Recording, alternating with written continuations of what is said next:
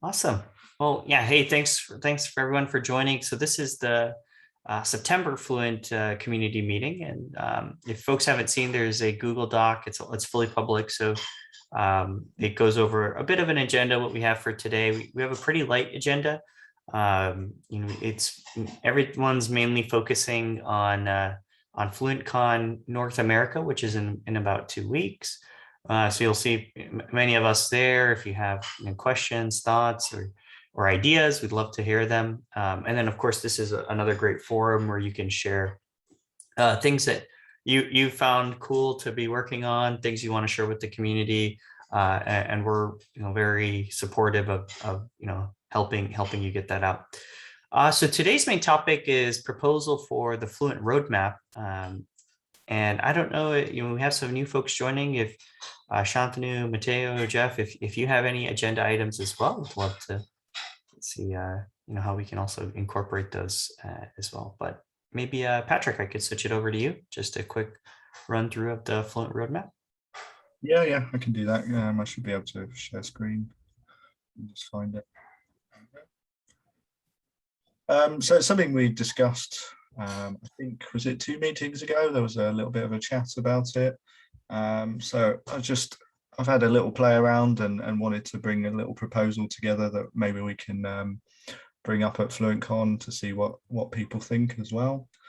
So one of the problems I've had as an end user certainly has been just knowing what is going on with like Fluent organization, with Fluent D, Fluent Bit, who's doing what's coming up, particularly initially when I was doing a POC and saying, does it do this? Oh, it's about to do this, or do I need to do any extra work, and those kind of questions as well. So that's why I sort of proposed it from.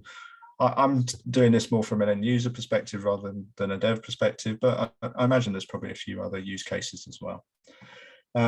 So why do we want this? I touched on it briefly. Is there a feature in Fluent, or is it coming soon? What's being worked on? If I wanted to help out, do some testing maybe, or do some more dev, is there a way? Who do I contact to find out that kind of stuff? Where do I get a bit more detail? Those kind of things.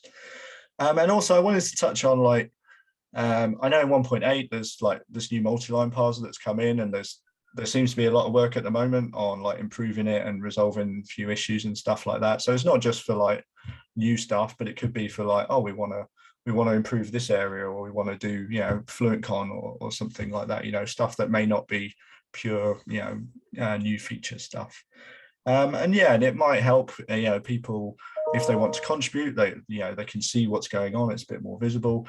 And also, if you want to start using Fluent Bit and it's not providing a capability, then it's useful to know that it's on the roadmap, or maybe you can prioritize it on the roadmap. It's too far down for you, and you can push and say, look, if you move it a bit sooner, I can help out. We can provide some resources, those kind of things. So that's kind of the stuff I was sort of focusing on, basically the more end user stuff. The other bit as well was there's a lot of issues, and some of them are all kind of the same issue at a higher level or part of a feature. Can we bring those together? It's really difficult if you look at the issues. Certainly for me, what's being actively worked on, what are all these things that how people report stuff is quite different as well. Right. So those are the kind of things I was trying to bring together. So I looked at a few options, how we might do it. So one of the things, we're based on GitHub already. There's this kind of roadmap stuff that's in there. GitHub use it themselves, and we sort of discussed it those couple of meetings ago. It's in the minutes, which are in that Google Doc, about what we can do. And kind of some of the decisions where we want one sort of top level for the whole Fluent organization, being able to filter on, is this a Fluent Bit thing? Is this a Fluent D thing? Is this a Fluent operator thing? Those kind of areas as well. And then associate those tasks together. So you've got a lot of JIRAs at the moment on some DNS error. Maybe we can have a high level action that we need to improve DNS, and we just put that on the roadmap, and then people can see it's being worked on. One thing as well I wanted to make sure is, it's great having wonderful visibility and all that stuff, but people actually need to do the work as well. And if you give them another thing to manage and keep up to date and all that, that's a bit of a nightmare. So how can we keep that overhead to a minimum, and also don't change the current process? Because this is a proposal, maybe it's not going to work. We don't really want to stick a load of stuff in and then have to take it out again. So that's what I was looking at. And then when I started looking into it as well, GitHub roadmaps seem to have like this kind of triage board as well, which might be useful for, there's other options as well. You could have a roadmap board, you could have, these are the bugs, we've triaged them and kind of prioritized them and maybe allocated them to certain people or whatever, those kind of things. There's a few other options as well. You can have, they call it a project, but it's essentially, so you could have a board per feature. You could have a board per repo. So, just one for Fluent D, one for Fluent Bit, that kind of stuff, or one per organization. But the organization seemed to fit a bit nicer, and certainly seemed to be what people wanted a few months ago.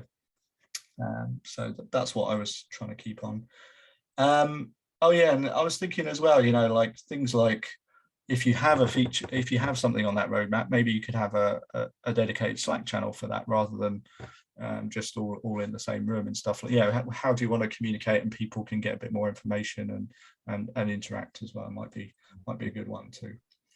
There's some questions about, if people are doing stuff commercially or helping out and maybe they don't want it visible on the open source stuff, or how do we tie that in? If AWS are doing some work to help improve Fluent Bit, how can you show that when they might not want to commit to, oh, we're going to do it by X date or whatever?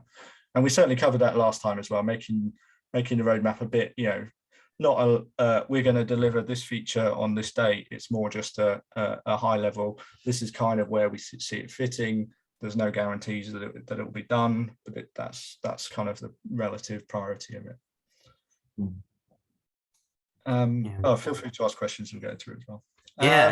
I think even one thing I was thinking as well is sometimes we release features just as soon as we have at least the basic thing working, and then we'll find edge cases, and then we have to go fix those and so on and so forth. I was actually also thinking that it might be beneficial to put some status, like not status, but almost like a preview. For example, the new multi-line mode, right, it just came out 1.8, but it required a lot of fixes in 1.81, 1.82. Like a maturity kind of. Exactly, yeah, that's a better way to describe it. So we could say like multi-line is, this new multi-line mode is in preview. Okay, it's reached beta, it's now GA. As we get into specific features as well. I think that could be helpful for folks. Hey, Anurag and Patrick, I have a question.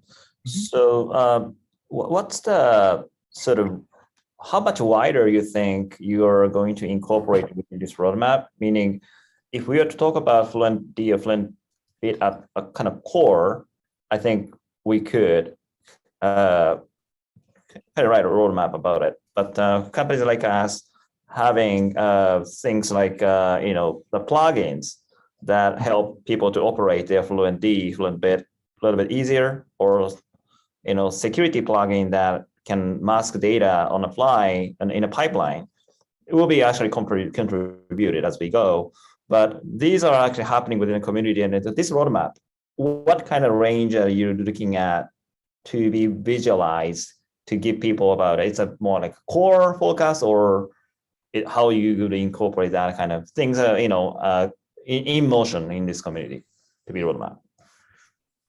I mean, that's a tricky question to answer directly. And it sort of touches on that kind of aspect of, people want to contribute, but they don't want to be saying, this is when it will go in, and maybe being tied to it, making it too public, but also making it visible that people know that you're working on this. That someone else isn't also working on it, and there's that kind of competition when you could be, sharing those resources.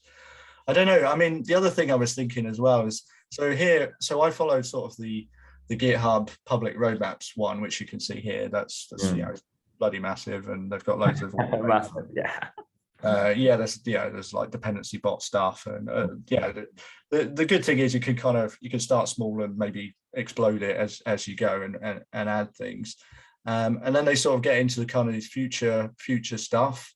So maybe we could have something like that where we put in kind of contribution that isn't specific, but or long-term stuff as well, because there's stuff that's in the future, but it's kind of ongoing as well, maybe, and things like that, perpetual kind of tasks as well, security analysis, those kind of things, maybe. So I don't know what would you suggest would be my question.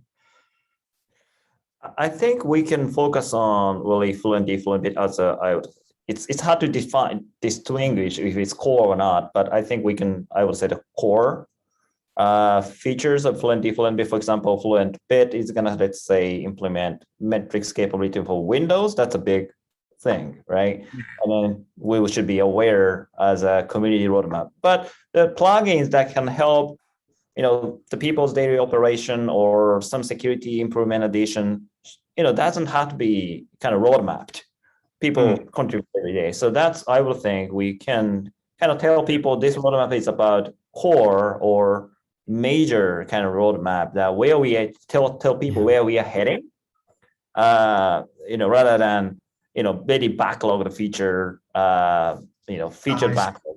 Yeah, I see what you're meaning. Yeah, no, I certainly agree with that. I wasn't thinking that we'll put like every single issue or contribution on here. It's more those kind of high level things that can, that people are willing to share, but also, there's little things as well, like I've updated, dependency or stuff like that. Maybe that doesn't make it onto the roadmap. It's just for people to know those kind of high level things. What do you think, Anurag? Yeah, no, I completely agree with that. We could even use labels to help separate. Oh, I see. Shantanu, you have your hand raised. Any comment here as well? Yes. So is documentation planned in the roadmap somehow? Because special case, I have recently discovered Fluent bit. It's been a breath of fresh air compared to other stuff. What happened is I set it up very quickly, and when I hit some nuanced things which I was looking for, I ended up going to GitHub, going through issues, discovering some, Lua thing that I had to add to the log, and now it is working. So my take is that often what happens is the documentation is there, but examples are missing. So examples is like something I would really feel that a new person like me would have benefited from.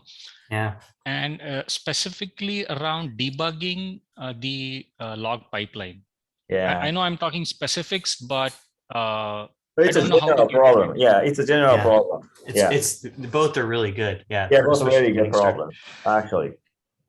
So my recent question on the top of my mind is, how do I sort of pre-print the record, the incoming record? I want to discover something from the record, because a lot of examples assume Kubernetes. I am not using Kubernetes. I still need to do something. What am I doing? Like, what do I have to do? Stuff like that.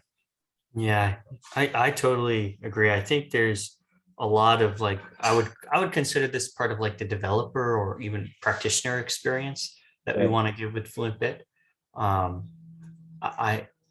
fully supportive of like more examples and ways to show off those examples. We created the Fluent Discuss forums probably about 3-4 months ago.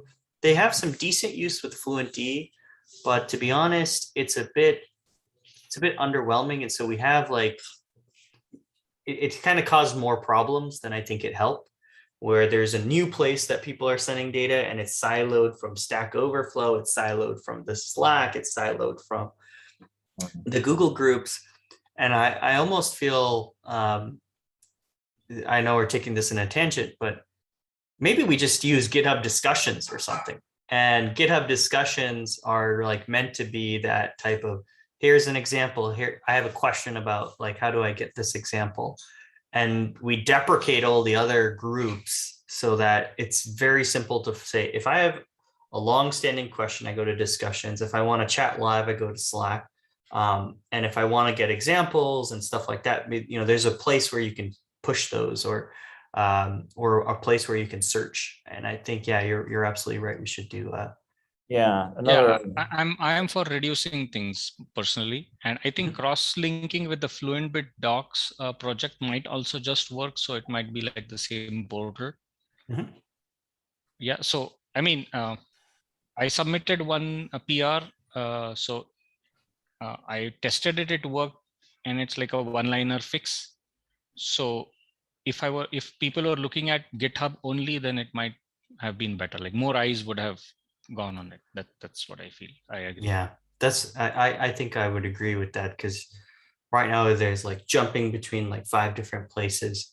Yeah. So almost like another proposal, but I think maybe it's for the benefit, right? We just redirect discuss.fluentd to GitHub discussions. Maybe we migrate everything from Google Groups into GitHub discussions. So that way we just have like one central place for everything. The way I use instant communication things usually is like I ask a question. Oh, sorry, if I'm answering a question, if somebody knows, I say point to the GitHub issue or Mhm. point to the GitHub thing. So the instant communication channel remains, but because it's such a high traffic, quick moving thing, it becomes difficult to catch up on. So it has its Yeah. use, but over time, I mean, you guys can decide, but deprecating it is fine. I mean, Yeah. Anyway, I'm new here, so. No, I'm really happy. Yeah, you joined. We love all opinions. So I think, yeah, I've had this idea of reducing more, like there's this art of subtraction, and how can we subtract more places. I think some places like Stack Overflow, we just will never be able to subtract because it's its own community, essentially, and we just are a participant in there. But other places where we do own how the community interacts and everything, like with Google Groups and other places, if we just move it to GitHub, maybe it creates a better area for how to get more examples out to the masses, right? Here's 5 or 6 Lua scripts. Here's how you can do a grep. I see it all the time. How do I search my logs and only include the following if it contains, how do I exclude debug logs, right? Like those come up frequently. How can we make that super simple? Yeah, I think that's the communication channel is one. And then so back to Chantal's original comment about documentation with examples. This is a really missing area. But of the fact that we did provide commercial services around Fluent Bit, we write some blogs about how people can utilize, how people can configure things. And then once in the past, we wrote about how they can configure Fluent for Kafka without the Kafka and Kerberos authentication, which is a very simple example, right? But has the most access on this website because in the community document, doesn't have that kind of example there. Yeah, there's no walkthroughs. Yeah, there's not enough walkthroughs. Yeah, and then also tips, debugging tips is something readable as well, but it's not yet publicly documented in organizations. But people like Chantal, the first adapter to this community, we should have better resource or easier access to those. I really agree with that problem statement. Yeah, and one thing I saw DigitalOcean had done, and maybe we can ask CNCF for help on this, is like they would almost build this fund for people to write blogs and example use cases. And so, like it's not like you have to spend all the time, but okay, it's not a super meaningful amount, but like, hey, here's $100. So gets folks excited about making the content. So maybe that's something we could do. That fund can be also utilized. For example, if you have a just a working configuration and a set of instructions, we could outsource those funds to, let's say, blog writers like Fiverr, right? They write things in a easier way for people to read. So kind of professional writing, right? So that's great. That might work. That might be a working option too. Yeah, that's great. Yeah. For that type of content, I mean, this is far away, but it would be an awesome way if it was like multiple setups could be configured. Like one with say syslog output, one with say Loki output, where there are 4 or 5 variations, like say incoming syslog with some filters and then outgoing Loki. That's one example. Incoming Fluent D, something else, and then output something else, like, I mean, and in the ultimate case, it would be like 3 drop downs, and I choose, and then I click, and I generate a config. That would be like the ultimate project. Yeah, and we have all the content, to be honest, right? Like if you go to any input, you go to any filter, you go to any output, there is an example config. And so maybe it's really just no, the website is amazing. The documentation website is lovely. I mean, it's good to browse, it's lightweight. I liked it. I've been using it for less than a month, and it's good. That's that much I can definitely see. Yeah, but more kind of community tooling around this. I tend to agree. I know we've kind of drifted a little bit from the roadmap side, Patrick, but I think this is a really good topic about almost like how we're talking about a new thing that we want to add. How do we go and capture it on the roadmap? Is the key. Oh yeah, there we go. Yeah, we'll add something to the roadmap for improving documentation or something like that. Yeah, that's good thing. And then that's example in the debug tips. Yeah, probably to that include we can more examples, include more debug tips. Yeah. Anyway, that was the roadmap proposal. The main thing on the last slide was what GitHub do is they put it in a separate repo, and it makes a lot of sense because then you have your separate issues and you can just link all the other ones, and then there's no impact. And if we decide we don't want to do this, we just delete that repo and everything goes as well. So that was just an awesome. But yeah, I think the documentation one's a good one, and those worked examples as well, if they can be built and tested, as part of the release, that's something. It's a hard thing to do well and make sure it's consistent. Like how do you test that things are going into Loki and in a way that's every time Fauna changes the API or whatever. We do have end-to-end tests. We do with Splunk and Elasticsearch and Google services today. We need to expose those into here's a tutorial that uses this working code that's then tested. Yeah. Almost like it's all open source, but like here's the examples we're using for the end-to-end test, and maybe folks want to play around with it. Go ahead, right? Want to adapt it for their own use. Great. So I think that would be really, really good. Okay, I think we're at the end of time here. So I'm going to go ahead and pause the recording.